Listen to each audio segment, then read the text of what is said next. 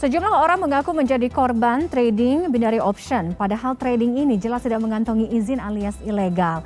Lalu pertanyaannya, mengapa masih banyak orang yang tertipu semata iming-iming investasi? Kami bahas bersama Togam L. Tobing, Ketua Satgas Waspada Investasi, serta Desmond Wira, pengamat investasi. Selamat malam Pak Togam dan juga Mas Desmond. Selamat malam, Bu. Malam. Baik, saya akan ke Pak Togam dulu. Pak Togam, ini kan sebenarnya udah jauh-jauh waktu sudah diblokir, banyak sekali yang blokir. Tapi kenapa masih banyak memakan korban? Ya, kegiatan-kegiatan binary option yang dilakukan oleh para broker atau dalang dari luar negeri ini memang sudah lama kita blokir. Namun demikian masih tetap ada, disebabkan oleh dua hal tentunya. Yang pertama, dari sisi para pelaku ini dengan kemudahan teknologi informasi, mereka sangat mudah menawarkan melalui situs, web, aplikasi, media sosial, yang memang sangat mudah diterima oleh masyarakat kita yang rata-rata punya Android saat ini.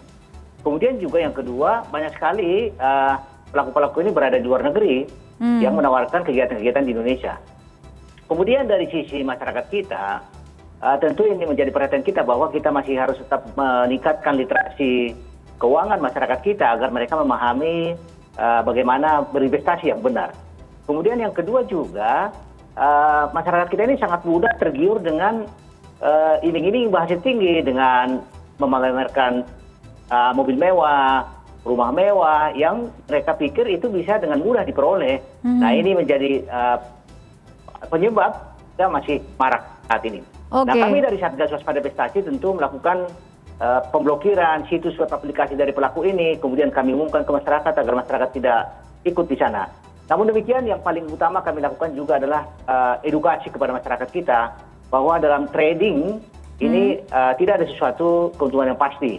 Dan dalam binary option ini sebenarnya ini adalah tebak-tebakan yang merupakan kegiatan yang bukan perdagangan, karena tidak ada barang yang diperdagangkan di sana, dan juga bukan merupakan investasi, karena hanya merupakan tebakan atau prediksi harga suatu aset akan bergerak naik atau turun pada waktu tertentu, yang memang mirip seperti judi.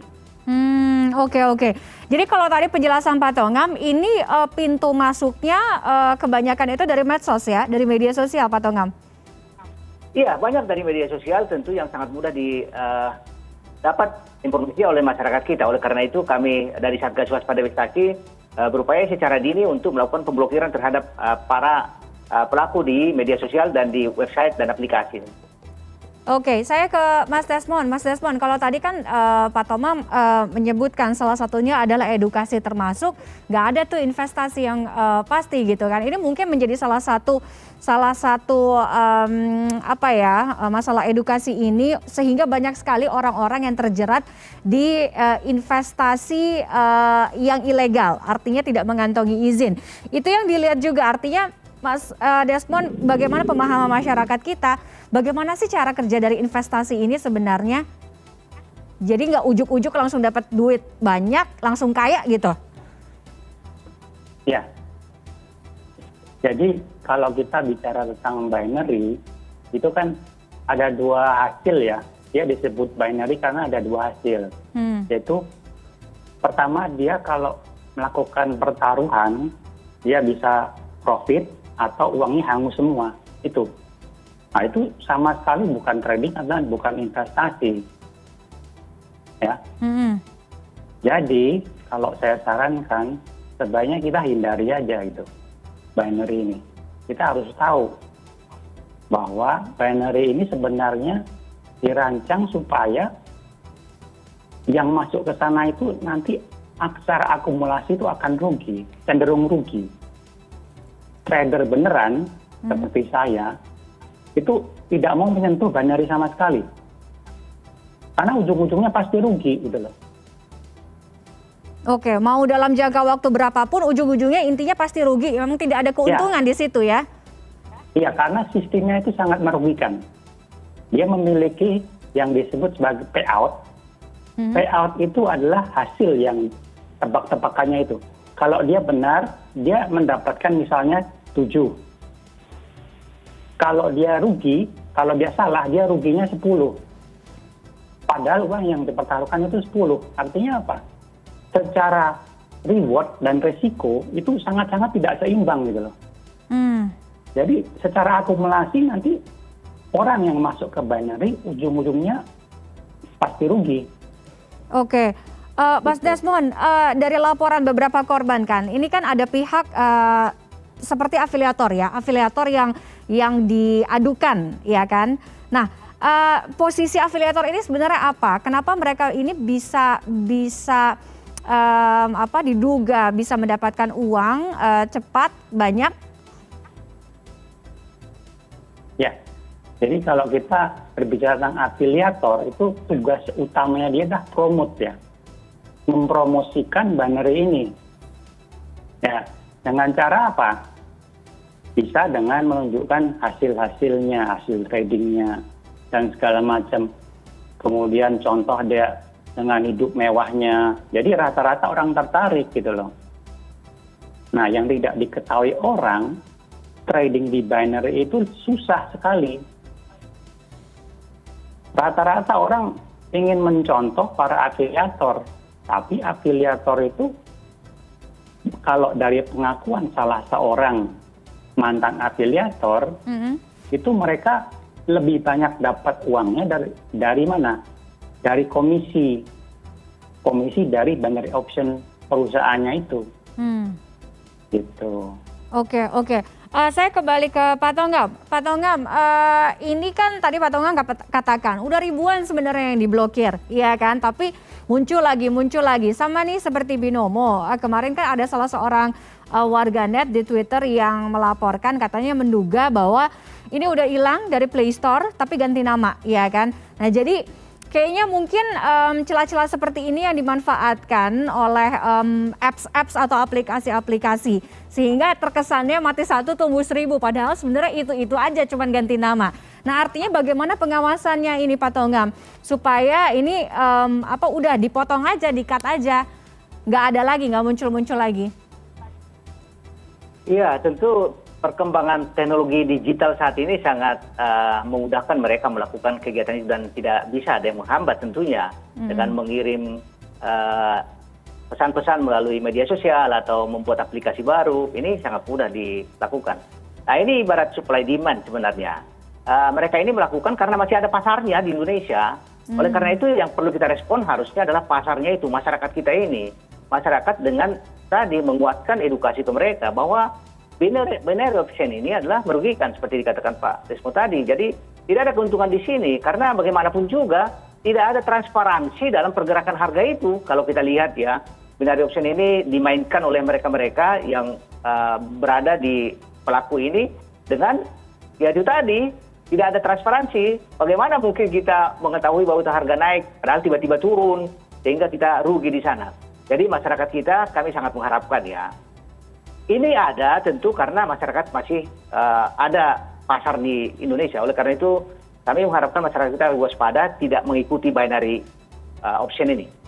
Oke. Tadi berbicara mengenai afiliator juga Pak Tongam. Beberapa korban kan melaporkan mengalami kerugian, kemudian ada afiliator di sana. Nah, artinya kalau itu terbukti bisa diproses secara hukum kah? Ya, tentu bisa. Kami melihat ya, afiliator ini kan melakukan fasilitasi terhadap broker atau pialang yang ilegal di Indonesia, yang berasal dari luar negeri. Jadi broker atau pialang-pialang ini adalah memang ilegal di Indonesia, sehingga mereka ini diduga melakukan pelanggaran terhadap ketentuan-ketentuan yang terkait dengan pialang dan broker. Selain itu juga, apabila mereka melakukan penawaran atau promosi sesuatu yang tidak menjanjikan, sesuatu yang tidak pasti, ini juga ada undang-undang yang dilanggar di Undang-Undang Perlindungan Konsumen. Dan juga ada larangan di Undang-Undang Perdagangan Berjangka Komoditi untuk pasarkan atau mempengaruhi pihak lain dengan cara membujuk atau memberi harapan keuntungan di luar kewajaran. Di luar kewajaran tadi ya itu tadi, seperti flexing, mereka memamerkan transfer secara semu. Ini testimoni palsu sebenarnya yang sangat mudah dicerna oleh masyarakat kita. Jadi mereka ini bisa diproses hukum dan kami sangat mengharapkan masyarakat yang merasa dirugikan agar segera lapor ke polisi untuk dilakukan proses hukum sehingga bisa menimbulkan efek jera pada pelakunya dan tidak membuat pelaku-pelaku lain yang ingin melakukan kegiatan ini supaya tidak melakukan kegiatan binary option lagi. Oke, jadi sudah jelas ya jika memang nantinya ada masyarakat selain dari korban-korban tentunya yang sudah melaporkan saat ini, jika memang merasa dirugikan dengan trading platform binary option ini, silahkan untuk mengadukan kepada pihak kepolisian ya untuk ditangani lebih lanjut.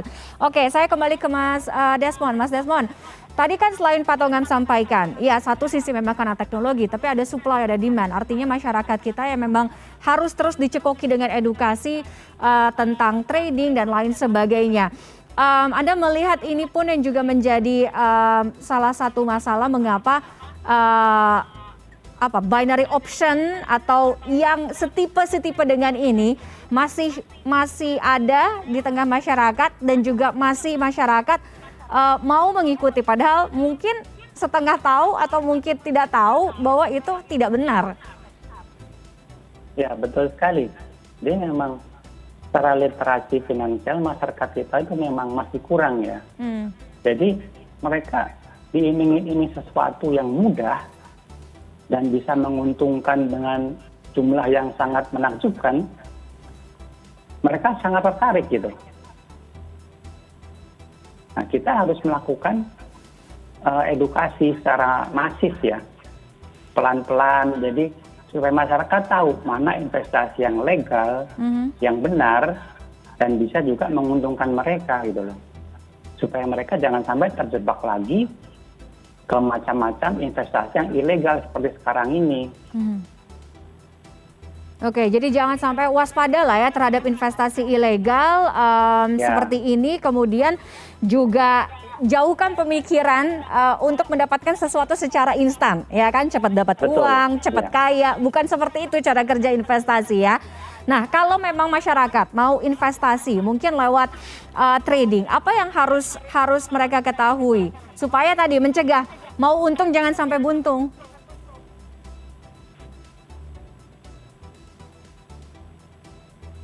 Ya, Mas Desmond?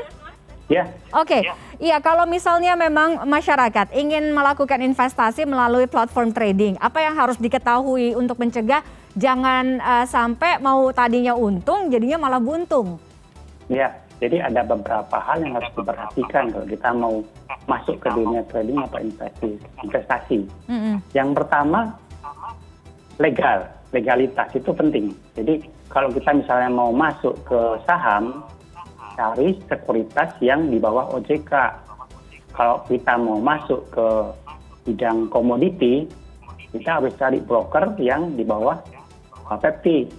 Itu satu. Terus kedua, kita juga harus belajar juga tentang analisis yang benar. Ya, jangan sampai kita masuk akhirnya cuma tebak-tebakan seperti binary ini. Ini ujung-ujungnya pasti akan rugi gitu loh. Jadi kita harus mau belajar sesuatu, gimana cara kita melakukan investasi, kita lihat fundamentalnya gimana, mungkin teknikalnya gimana gitu. Oke. Pak Tongam, tadi dari Mas Desmond, artinya masyarakat perlu mewaspadai bentuk-bentuk investasi ilegal. Seperti apa Pak? Supaya kalau misalnya udah gelagatnya begini, wah ini nggak benar, jangan invest di situ. Ya, kami selalu mengatakan kepada masyarakat apabila ada penawaran investasi dengan iming-iming imbal hasil tinggi, cek 2L, legal dan logis. Legal artinya cek izin badan hukumnya, izin produknya, izin kegiatannya. Kalau nggak ada jangan diikuti. Broker-broker yang di luar negeri itu tidak ada izin di Indonesia tentunya. Dan tidak akan, sangat sulit untuk perlindungan konsumen apabila ada dispute yang terjadi dalam perdagangan dengan broker luar negeri. Kemudian logis, artinya rasionalitas imbal hasil ya. Seperti tadi, tidak mungkin lah kita langsung dapat kekayaan, rumah mewah, mobil mewah dalam waktu singkat sesuai dengan apa yang dijanjikan oleh para pelaku ini. Dan juga secara logis bahwa perdagangan itu secara wajar, itu tadi tidak ada keuntungan yang pasti ada ruginya, ada untungnya tentunya. Dan kami meminta masyarakat yang ingin terjun dalam trading ya, agar belajar dulu, jangan tiba-tiba tidak tahu trading, masuk ke binary atau masuk ke perdagangan jangka komoditi. Pelajari dulu bagaimana mekanisme trading sehingga kita mengetahui risikonya. Oke, pahami basicnya, intinya cek legalitasnya seperti apa dan harus berpikir secara rasional ya. Rasionalitas itu penting. Jangan sampai kecemplung tiba-tiba udah nasi sudah menjadi bubur baru tuh ya nangis-nangis ya. Terima kasih Pak Tonggam dan juga Mas Desmond sudah bergabung dengan CNN Indonesia Connected malam hari ini. Mudah-mudahan semakin mengisi pemahaman ya, mengedukasi masyarakat kita juga yang mau terjun mungkin ke trading. Inilah hal-hal yang harus diperhatikan ya. Terima kasih, selamat malam, sehat selalu. Selamat malam. Selamat malam.